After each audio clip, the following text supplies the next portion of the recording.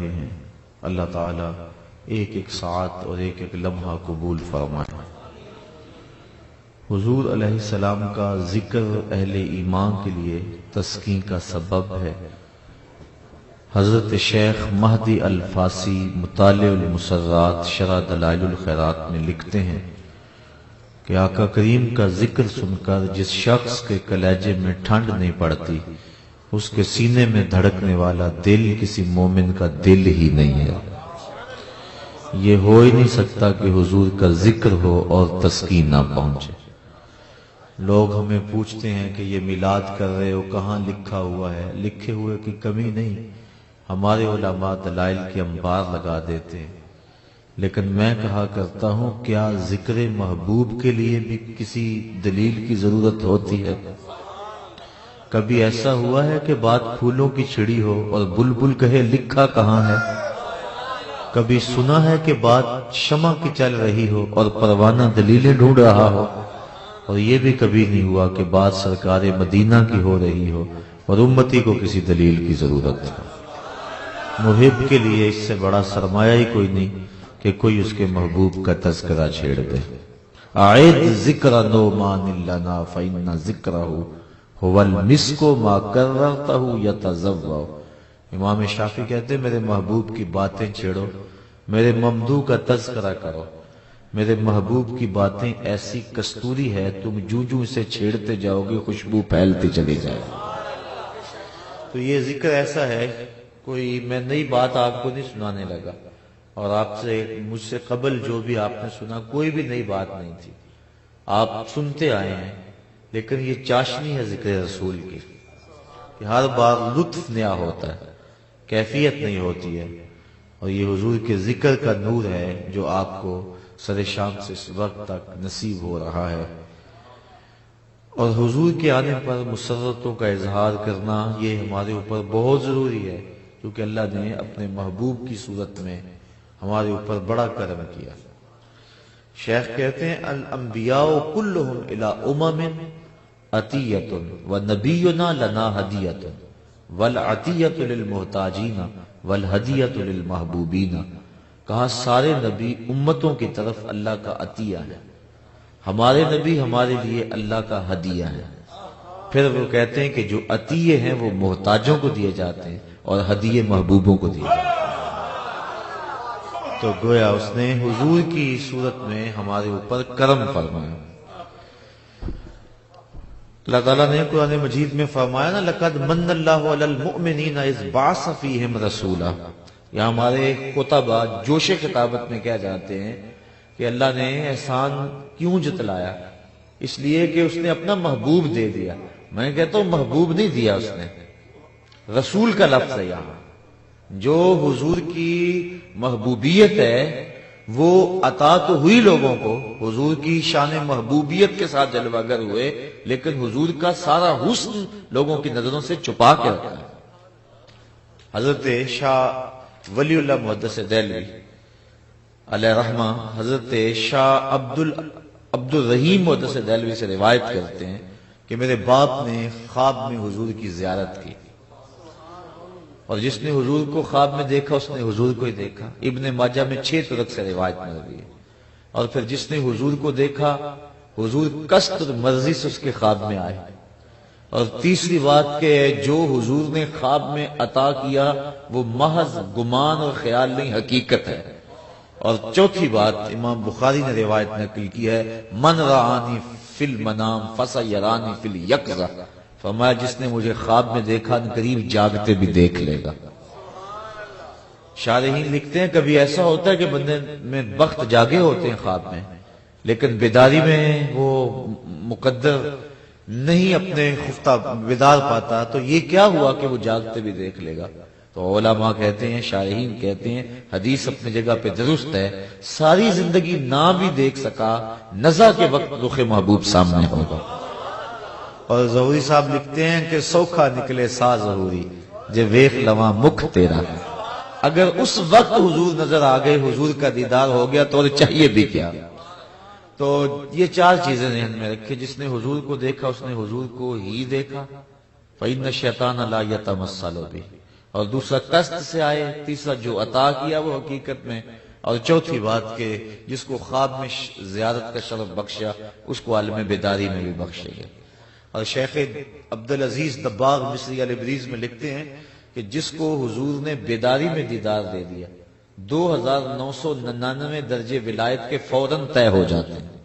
یہ حضور کے بیداری میں دیدار دینے کی برکتیں ہیں جو بندے کو فوراً نصیب ہوتی ہیں۔ اللہ اکبر۔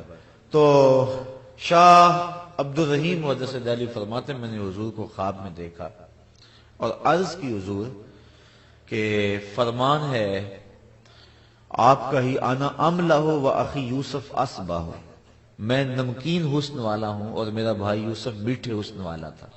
وہاں تو زنانے مصر نے انگلیاں کاٹ لیں اور یہاں ایسا کوئی واقعہ نہیں پیش آیا، تو اس کی کیا وجہ ہے؟ تو حضور نے جو جواب دیا میں وہ آپ کے سامنے رکھ رہا ہوں۔ در سمین کے اندر شاہ صاحب نے اس کو بیان کیا، اب تو اس کا ترجمہ بھی مارکیٹ میں دستیاب ہے۔ کہا جمالی مستور عن اعین الناس غیرۃ من اللہ، اے عبد الرحیم اللہ نے غیرت کی وجہ سے میرے حسن کو لوگوں کی نظروں سے چھپا کے رکھا ہے۔ کوئی محب نہیں چاہتا کہ میرا محبوب کوئی دیکھے۔ وہ قتیل شفائی لکھتا ہے اس حد تلک بڑھ گئی ہے بے اعتمادی کہ تجھ کو تجھ سے بھی چھپانا چاہتا ہوں۔ وہ کہتا ہے میرا تو جی نہیں چاہتا کہ تو خود بھی دیکھے، تو آئینہ بھی دیکھے۔ اس حد تلک بڑھ گئی ہے بے اعتمادی کہ تجھ کو تجھ سے بھی چھپانا چاہتا ہوں۔ تو کہا کوئی محب نہیں چاہتا کہ میرا محبوب کوئی دیکھے، تو کہا اس نے بھی یہ نہیں چاہا کہ میرا محبوب کوئی دیکھے۔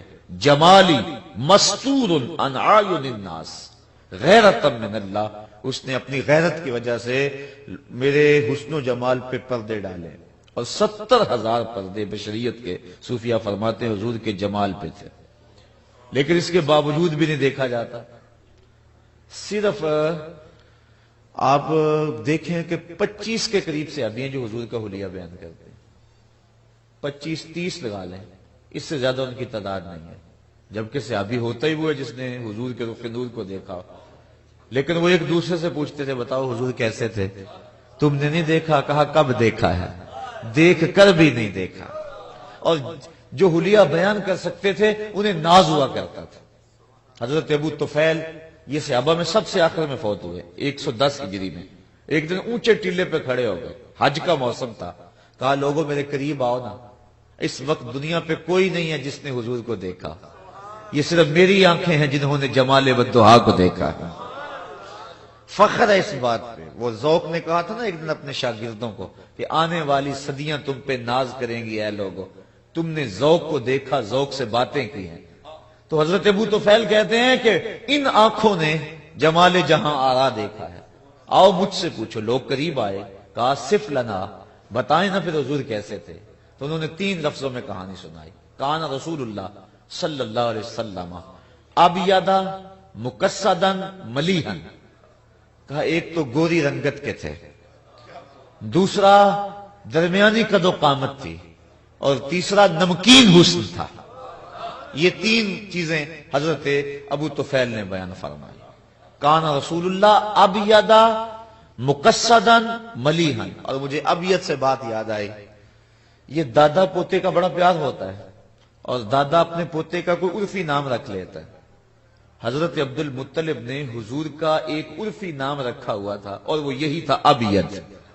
وہ جب حضور کو پکارتے تھے ابیض کہہ کے پکارتے تھے، او گوری رنگت والے اللہ، یہ لفظ کہہ کے وہ حضور کو پکارتے تھے۔ اور حضور کے چچا ابو طالب کے قصیدے کے اندر یہی لفظ ہے، وَأَبْيَضُ يُسْتَسْقَى الْغَمَامُ بِوَجْهِهِ، بارش نہیں ہو رہی تھی، لوگ ان کے پاس آئے کہ بارش نہیں ہو رہی، آپ نے حضور کو پکڑا، 9 سال کی عمر ہے، اور حضور کی پشت کعبہ کی دیوار سے لگائی، اور رب سے کہا مالک کس کے صدقے بارشیں نازل کر دے۔ لوگ کہتے ہیں نبی کی بات کرنی ہے تو 40 سال کے بعد کی کہانی چھیڑو۔ یہ ابھی جو ہے وہ 2 جمعے ہوئے آپ کے شہر میں بڑی زوردار گفتگو ہوئی، لوگوں نے کہا کہ جو کچھ ہے 40 سال کے بعد ہے، تو میں نے اسی دن عصر کے بعد جا کر کے وہاں کہا، میں نے کہا تم کہتے ہو 40 سال کے بعد نبی کی سیرت شروع ہوتی ہے، میاں سیرت کی بات بعد میں کرنا، پہلے پیدا ہوتے صورت تو دیکھ لو، پہلے صورت تو دیکھو۔ رخ تو دیکھو، رخ کے آئینے میں مصور آہا سجا ہوا، اور ماتھے کی ہر لکیر پہ قرآن لکھا ہوا۔ اور میں نے کہا تم باقی رہی بات سیرت کی، تو سیرت بھی 40 سال کے بعد شروع نہیں ہوتی۔ جب حضرت حلیمہ سعدیہ دودھ پیش کرتی ہیں، حضور ایک پستان سے لیتے ہیں، پھر وہ دوسرا پستان پیش کرتی ہیں، حضور رخ پھیر دیتے ہیں۔ یہ بتلانا تھا کہ میرا اور بھائی ہے، اور میں عدل و انصاف کا سبق پڑھانے آیا ہوں، میں کسی کا حق قسم کرنے نہیں آیا۔ تم کہتے ہو 40 سال بعد سیرت شروع ہوتی ہے، یہاں تو حجرہ حلیمہ بھی شروع ہو رہی ہے۔ اگر غور کرو اس کا تو ایک ایک لمحہ پیغمبر ہے، ایک ایک ساعت پیغمبر ہے۔ تو حضور علیہ السلام کو کھڑا کر کے کہا کہ اے اللہ اس کے صدقے بارش نازل کر دے، تو فوراً چھم چھم بارش اتری۔ تو انہوں نے اس وقت ایک طویل قصیدہ لکھا جس کا یہ شعر ہے، وَأَبْيَضُ يُسْتَسْقَى الْغَمَامُ بِوَجْهِهِ، یہ میرا گوری رنگت والا بھتیجا جس کے چہرے کی برکت سے بارش اترتی ہے۔ سمال الیتامى عصمۃ للارامل، بیواؤں کا آسرا اور یتیموں کا سہارا۔ جب 9 سال کی عمر ہے اس وقت کہہ رہے ہیں، 9 سال کی عمر ہے اس وقت کہہ رہے ہیں۔ اور وہ روایت آپ نے علماء سے بے شمار مرتبہ سنی ہوگی۔ حضرت انس بن مالک رضی اللہ تعالیٰ عنہ فرماتے ہیں حضور منبر فراز تھے کہ ایک شخص کھڑا ہو گیا، کہنے لگا کہ حضور ہم ہلاک ہو گئے، قحط سالی ہے، بارش نہیں ہو رہی۔ تو آقا کریم نے اللہ کی بارگاہ میں بارش کی دعا کے لیے ہاتھ اٹھائے۔ حضرت انس کہتے ہیں رضی اللہ تعالیٰ عنہ میں صحن میں بیٹھا ہوا تھا، اور میں نے دیکھا آسمان پہ بادل کا کوئی ٹکڑا نہیں تھا، لیکن ایک چھوٹا سا ٹکڑا آیا اور پھیل گیا پورے مدینے پہ، اور اتنی بارش ہوئی کہ مسجد نبوی کی چھت ٹپکنے لگی، اور آقا کریم کی داڑھی پہ تازہ جو ہے وہ اوپر سے قطرے بارش کے گر رہے تھے، اور میں نے حضور کے دانتوں کو مسکراتے ہوئے دیکھا۔ اور پھر حضور نیچے بیٹھ گئے اور فرمایا کوئی ہے جس کو میرے چچا کے شعر یاد ہوں؟ تو حضرت علی المرتضیٰ نے عرض کی حضور شاید آپ کی مراد ان شعروں سے ہے، اور پھر اس وقت یہ شعر دوبارہ پڑھے، وَأَبْيَضُ يُسْتَسْقَى الْغَمَامُ بِوَجْهِهِ، کہا آج میرے چچا ہوتے تو ان کے دل کو ٹھنڈ پڑ جاتی۔ وَأَبْيَضُ يُسْتَسْقَى الْغَمَامُ بِوَجْهِهِ سَمَالُ الْيَتَامَى عِصْمَةٌ لِلْأَرَامِلِ، تو اس دور میں بھی غریبوں، بیواؤں اور دکھیوں کی مدد کر رہے ہیں۔ تو یہ بات کر رہا تھا کہ ابیض کا لفظ جو ہے یہ حضور کے لیے بولا۔ اور دوسرا مقصد کی تشریح بھی بڑی طویل ہے، صرف قد کی میانہ روی نہیں، ہر عضو کا اعتدال علماء نے لکھا ہے۔ اور تیسرا ملیحن، نمکین حسن۔ تو کہا حضور آپ نے کہا ہوا ہے کہ انا املہ، میں نمکین حسن کا مالک ہوں، میرا بھائی یوسف میٹھے حسن کا مالک ہے، لیکن یہاں تو وہاں انگلیاں کٹ گئی، یہاں یہ معاملہ نہیں ہوا۔ تو کہا میرے حسن کو لوگوں کی نظروں سے اللہ نے چھپا کے رکھا ہے، اور چھپے ہوئے حسن کا عالم تھا کہ صحابہ دیکھ نہیں پاتے تھے۔ صرف 25 کے قریب صحابہ حضور کا حلیہ بیان کرتے ہیں۔ حضرت حسان بن ثابت رضی اللہ تعالیٰ عنہ فرماتے ہیں کہ میں جو حضور کا حلیہ بیان کر لیتا ہوں، میں اس لیے کر لیتا ہوں کہ میرے پاس دیکھنے کا ایک طریقہ تھا۔ غور کیجئے وہ کیا طریقہ تھا، کہتے ہیں فَلَمَّا نَظَرْتُ إِلَىٰ أَنْوَارِهِ فَوَدَاتُ كَفِّي عَلَىٰ عَيْنِي خَوْفًا مِّن ذِهَابِ بَصْرِي، میں اپنی آنکھوں پہ انگلیاں رکھ کے انگلیوں کی اوٹ سے دیکھتا تھا کہ حضور کے جلووں کی چمک سے میری آنکھوں کی بینائی نہ جاتی رہے۔ یہ چھپے ہوئے حسن کا عالم ہے، اور دیکھنے والا کون ہے؟ شاعر۔ اور آپ جانتے ہیں شاعر حسن دیکھنے میں بڑا دلیر ہوتا ہے، اور شاعر حسن چھپا ہوا دیکھتا ہے تو انگلیاں رکھ کے دیکھتا ہے، اور اگر وہ حسن بے نقاب ہوتا تو کیا ہوتا؟ یہی بہتر ہے کہ وہ پردے میں روح پوش رہے، وہ اگر پردہ اٹھا دے تو کسے ہوش ہے۔ تو یہ حسن چھپا کے رکھا گیا ہے، تو اس لیے کہا یہ واقعہ نہیں ہوا۔ اعلی حضرت نے اس کو ایک اور رنگ میں بیان کیا۔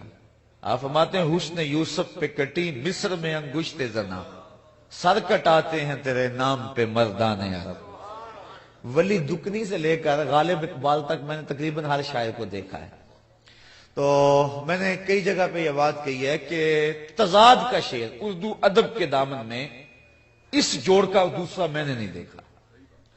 تضاد ہے، ایک مصرے میں ایک بات کی جاتی ہے، دوسرے میں اس کی الٹ بات کی جاتی ہے۔ اب یہاں تضاد دیکھیے کتنے، حسن یوسف پہ کٹی مصر میں انگشت زنا، سر کٹاتے ہیں تیرے نام پہ مردان عرب۔ ایک طرف حسن ہے اور دوسری طرف صرف نام ہے، اور ایک طرف عورتیں ہیں اور دوسری طرف مرد ہیں. وہ عورتیں بھی مصر کی اور یہ مرد بھی عرب کے, اور ان کی انگلیاں ہیں اور ان کے سر ہیں, اور ان کی کٹی ماضی ہے اور یہ کٹاتے ہیں مضارع ہے, اور ان کی کٹی لازم ہے, کٹاتے ہیں متعدی ہے, یعنی کٹنے میں قصد نہیں ہے, کٹانے میں قصد ہے. ہاں, کٹانے میں قصد ہے.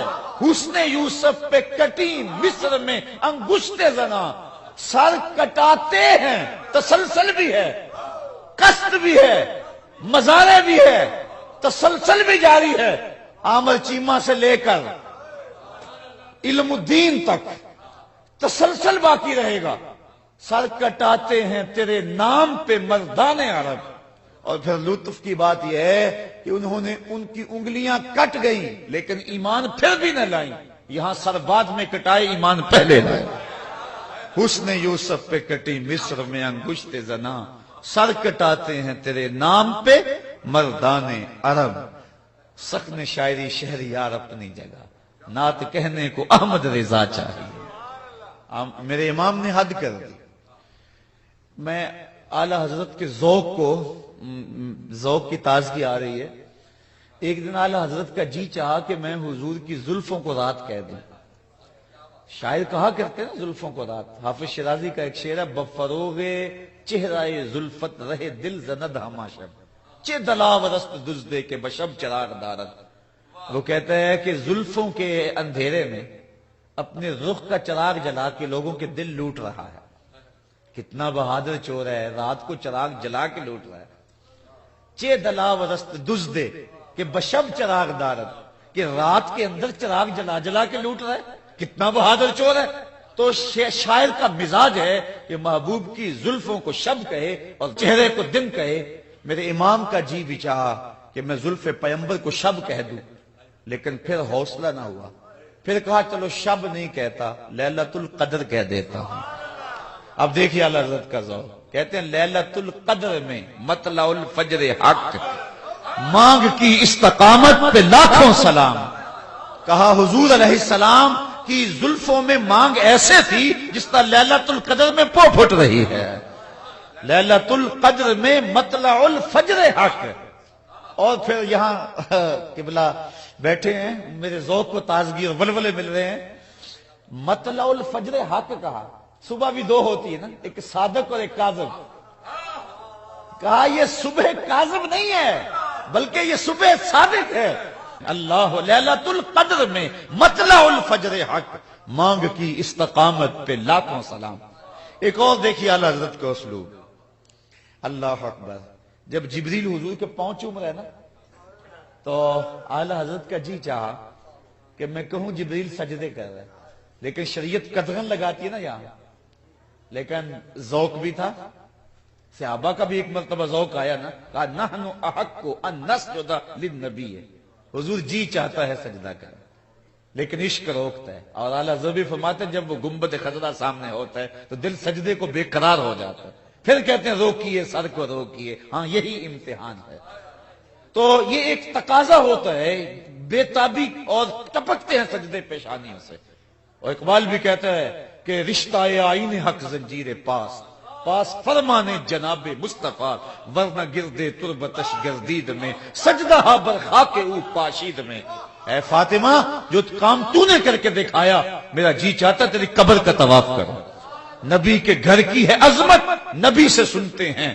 علی کے گھر کی ہے عزت, علی سے سنتے ہیں. وہ جس نے معزز کیا گھرانے کو, حسین پال کے جس نے دیا زمانے کو. کہ سجدہ برخا کے او پاشید میں, اس ذوق اس وجدان کی کیفیت میں جب آپ آئے. لیکن شریعت کے احکام بھی تو ملحوظ تھے, تو اعلی حضرت کے ذوق نے پھر یاوری کی. یہ تو نہیں کہا کہ جبریل نے سجدہ کیا. اعلی حضرت فرماتے ہیں تاج روح القدس کے موتی جسے سجدہ کریں, تاج روح القدس کے موتی جسے سجدہ کریں. یعنی جبریل نے سجدہ نہیں کیا, بلکہ جبریل نے جو تاج پہنا ہوا تھا اس پہ جو موتیوں کی لڑیاں تھیں وہ سجدہ کر رہی ہیں. تو جب موتی سجدہ کر رہے ہیں تو تاج بھی تو کر ہی رہا ہے, جب تاج کر رہا ہے تو سر بھی تو کر ہی رہا ہے.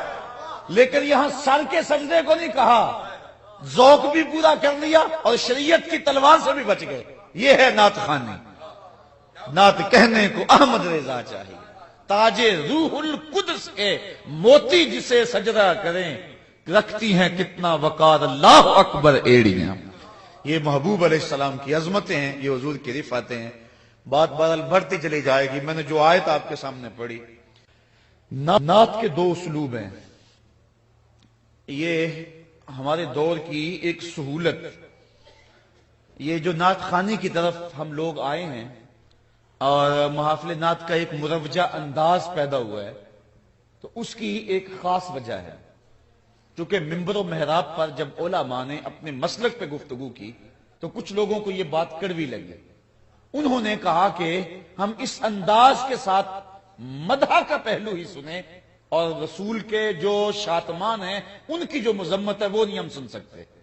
اور یہ اس انداز کے ساتھ جو ہے وہ ایک ترتیب جو ہے وہ بنی, اور کہا کہ نہیں اس میں اختلاف نہیں ہوتا ہے. جبکہ حضرت حسان بن ثابت رضی اللہ تعالی عنہ کی جتنی بھی شاعری ہے آپ پڑھیں, اس میں جو حضور کی مدح و ستائش ہے ڈائریکٹ وہ کم ہے اور دشمنان رسول کی مذمت زیادہ ہے. میں ایک مثال دینا چاہ رہا ہوں. نماز کے اندر 2 سجدے ہیں اور رکوع 1 ہے. صاحب نور الانوار ملا جیون علیہ رحمہ فرماتے ہیں کہ الامر لا تقتضی تکرار ولا یحتمل, جو امر ہے وہ تکرار کا تقاضا نہیں کرتا اور نہ اس کے اندر اس کا احتمال موجود ہے. میں ایک بات آپ کو کہوں تو ایک مرتبہ آپ کر دیں بات پوری ہو جائے گی.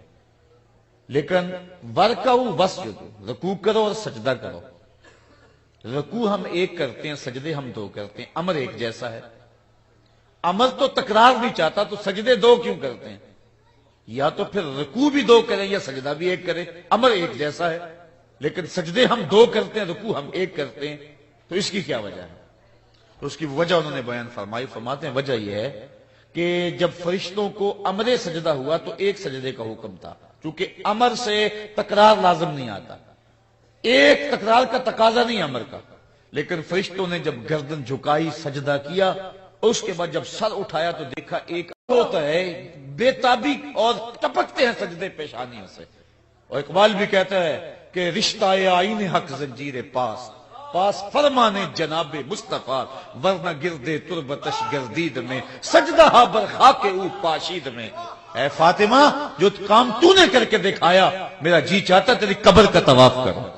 نبی کے گھر کی ہے عظمت نبی سے سنتے ہیں, علی کے گھر کی ہے عزت علی سے سنتے ہیں. وہ جس نے معزز کیا گھرانے کو, حسین پال کے جس نے دیا زمانے کو. کہ سجدہ برخا کے او پاشید میں, اس ذوق اس وجدان کی کیفیت میں جب آپ آئے. لیکن شریعت کے احکام بھی تو ملحوظ تھے, تو اعلی حضرت کے ذوق نے پھر یاوری کی. یہ تو نہیں کہا کہ جبریل نے سجدہ کیا. اعلی حضرت فرماتے ہیں تاج روح القدس کے موتی جسے سجدہ کریں, تاج روح القدس کے موتی جسے سجدہ کریں. یعنی جبریل نے سجدہ نہیں کیا بلکہ جبریل نے جو تاج پہنا ہوا تھا اس پہ جو موتیوں کی لڑیاں تھیں وہ سجدہ کر رہی ہیں. تو جب موتی سجدہ کر رہے ہیں تو تاج بھی تو کر ہی رہا ہے, جب تاج کر رہے ہیں تو سر بھی تو کر ہی رہا ہے. لیکن یہاں سر کے سجدے کو نہیں کہا, ذوق بھی پورا کر لیا اور شریعت کی تلوار سے بھی بچ گئے. یہ ہے نعت خوانی. نعت کہنے کو احمد رضا چاہیے. تاج روح القدس کے موتی جسے سجدہ کریں رکھتی ہیں کتنا وقار اللہ اکبر ایڑیاں. یہ محبوب علیہ السلام کی عظمتیں ہیں, یہ حضور کی رفعتیں ہیں. بات بہرحال بڑھتی چلی جائے گی. میں نے جو آیت آپ کے سامنے پڑھی. نعت کے 2 اسلوب ہیں. یہ ہمارے دور کی ایک سہولت, یہ جو نعت خوانی کی طرف ہم لوگ آئے ہیں اور محافل نعت کا ایک مروجہ انداز پیدا ہوا ہے, تو اس کی ایک خاص وجہ ہے. چونکہ منبر و محراب پر جب علماء نے اپنے مسلک پہ گفتگو کی تو کچھ لوگوں کو یہ بات کڑوی لگی. انہوں نے کہا کہ ہم اس انداز کے ساتھ مدح کا پہلو ہی سنیں اور رسول کے جو شاتمان ہیں ان کی جو مذمت ہے وہ نہیں ہم سن سکتے. اور یہ اس انداز کے ساتھ جو ہے وہ ایک ترتیب جو ہے وہ بنی, اور کہا کہ نہیں اس میں اختلاف نہیں ہوتا ہے. جبکہ حضرت حسان بن ثابت رضی اللہ تعالی عنہ کی جتنی بھی شاعری ہے آپ پڑھیں، اس میں جو حضور کی مدح و ستائش ہے ڈائریکٹ وہ کم ہے، اور دشمنان رسول کی مذمت زیادہ ہے۔ میں ایک مثال دینا چاہ رہا ہوں، نماز کے اندر 2 سجدے ہیں اور رکوع 1 ہے۔ صاحب نور الانوار ملا جیون علیہ الرحمہ فرماتے ہیں کہ الامر لا تقتضی تکرار ولا یحتمل، جو امر ہے وہ تکرار کا تقاضا نہیں کرتا اور نہ اس کے اندر اس کا احتمال موجود ہے۔ میں ایک بات آپ کو کہوں تو ایک مرتبہ آپ کر دیں بات پوری ہو جائے گی، لیکن ورکعوا واسجدوا، رکوع کرو اور سجدہ کرو۔ رکوع ہم 1 کرتے ہیں، سجدے ہم 2 کرتے ہیں، امر ایک جیسا ہے۔ امر تو تکرار نہیں چاہتا تو سجدے 2 کیوں کرتے ہیں؟ یا تو پھر رکوع بھی 2 کریں یا سجدہ بھی 1 کریں، امر ایک جیسا ہے، لیکن سجدے ہم 2 کرتے ہیں، رکوع ہم 1 کرتے ہیں، تو اس کی کیا وجہ ہے؟ تو اس کی وجہ انہوں نے بیان فرمائی، فرماتے ہیں وجہ یہ ہے کہ جب فرشتوں کو امر سجدہ ہوا تو 1 سجدے کا حکم تھا، کیونکہ امر سے تکرار لازم نہیں آتا، 1 تکرار کا تقاضا نہیں امر کا، لیکن فرشتوں نے جب گردن جھکائی سجدہ کیا، اس کے بعد جب سر اٹھایا تو دیکھا 1 اکڑا ہوا ہے، تو پہلا سجدہ انہوں نے امتثال امر کے لیے کیا، پہلا سجدہ رب کو منانے کے لیے کیا، اور دوسرا سجدہ نبی کے دشمن کو جلانے کے لیے کیا۔ تو پہلا سجدہ بھی عبادت قرار پایا، دوسرا سجدہ بھی عبادت قرار پایا۔ اللہ اکبر۔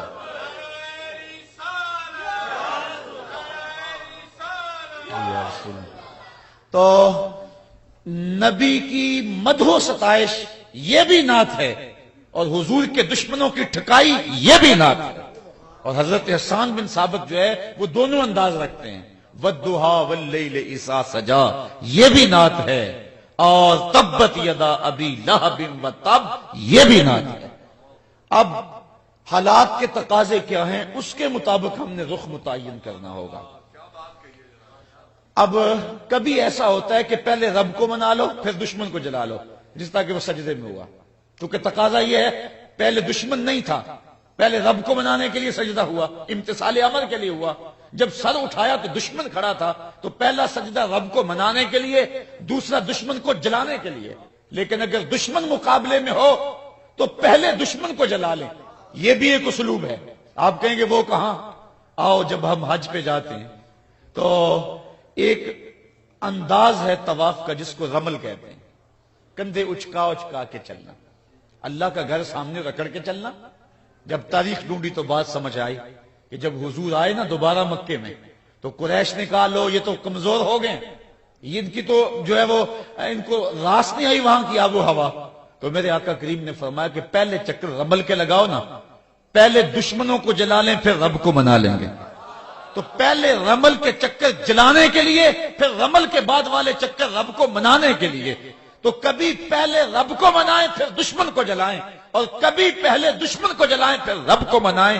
اگر یہ ترتیب ہو پھر بھی عبادت، اگر یہ ترتیب ہو پھر بھی عبادت۔ اس وقت جو حالات ہیں دنیا کے معروضی حالات بنے ہوئے ہیں، اس وقت ہمیں کس چیز کی ضرورت ہے یہ مجھے اور آپ کو دیکھنا ہوگا۔ ہمارے اندر بھی شاتمان رسول موجود ہیں، اور دنیا کے اوپر حضور کی توہین اور حضور کی گستاخی کرنے والے بڑی تیزی کے ساتھ پنپ رہے ہیں، اور 6 صدیوں سے یہ جو تحریک جاری ہے اب پورے عروج پہ ہے، اور یہ کوشش کی جا رہی ہے کہ کسی طرح جو ہے وہ مسلمانوں کے دل سے عظمت رسول کے چراغ کو بجھایا جائے۔ لیکن یہ بات ذہن میں رکھیں، پہلی بات یہ ہے کہ حضور کے سر پہ وَرَفَعْنَا لَكَ ذِكْرَكَ کا جو تاج خدا نے رکھا ہے کوئی اسے چھین نہیں سکتا۔ چاند کی طرف منہ کر کے تھوکنے سے اس کی نوری کرنوں کو میلا نہیں کیا جا سکتا، یہ تھوکنے والے کا اپنا منہ گندا ہوگا۔ اور دوسری بات، اگر یہ مغرب کے لوگ اپنے مذہب کی کتابیں ہی پڑھ لیتے تو کبھی یہ جسارت نہ کرتے۔ انجیل برنباس کے اندر آج بھی لفظ موجود ہیں، حضرت عیسیٰ علیہ السلام اپنی قوم کو جب کہہ رہے ہیں لوگوں میں جا رہا ہوں میرے بعد وہی آئے گا، چلو نام بھی بتا دیتا ہوں، اس کا نام احمد ہوگا۔ ایک حواری اٹھ کے کہتا ہے حضرت جس کے قصیدے آپ پڑھ رہے ہیں کیا وہ آپ سے بھی افضل ہوگا؟ ہر امتی کا مزاج ہوتا ہے کہ میرے نبی سے افضل کون ہے، یہ ہر مرید نہیں سوچتا کہ میرے پیر سے افضل کون ہو سکتا ہے، حقیقت ہو یا نہ ہو انداز نظر یہی ہے۔ تو ہر امتی سوچتا ہے میرے نبی سے افضل کون؟ تو جب اپنے نبی کی زبان سے کسی کے قصیدے سنے تو کہا حضرت وہ آپ سے بھی افضل ہوگا؟ تو حضرت عیسیٰ علیہ السلام کا جواب سنیے، ٹھنڈ پڑ جائے گی۔ حضرت عیسیٰ علیہ السلام نے کہا افضل ہونے کی بات پوچھتے ہو؟ وہ تو اتنی عظمتوں کا حامل ہے، اگر اس کے نالین کے تسمے کھولنے کی سعادت ابن مریم کو مل جائے تو یہ بھی مقدر کی بات ہے، وہ اتنا اونچا اور رفیع المرتبت ہوگا۔ اللہ اکبر۔ اور مولا جامی بولتے ہیں ادیم طائف نالین پاکن شراکز رشتہ جاں ہائے ماکن۔ حضور میرا جی چاہتا ہے آپ طائف کے چمڑے کے جو نالین ہیں وہ زیب پاؤں کریں، اور اس کے اندر جو تسمے ہیں وہ جامی